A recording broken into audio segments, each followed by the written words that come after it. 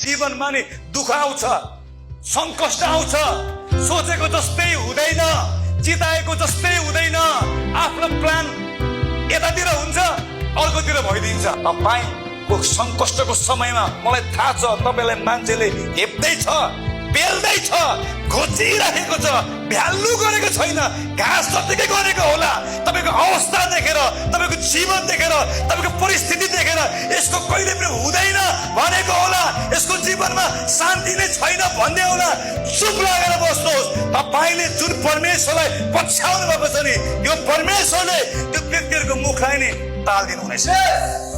अवस्था कठिन होला, जिन्दगी गाह्रो होला, चुप लाग्नुहोस्, नबोल्नुहोस्, जित्नु नखोज्नुहोस्। मानिसहरूको मुख नि तपाईले होइन, विश्वास गरिराख्नुहोस्। तपाईले पछ्याएको परमेश्वरले नि टाल्दिनु हुनेछ। दाउदलाई नि मन नपराउने मान्छेको मुख नि दाउदले टालेन, परमेश्वरले टाल्दिनु भयो। योसेफलाई घृणा गर्ने व्यक्तिहरूको मुख नि योसेफले टालेन, परमेश्वरले टाल्दिनु भयो।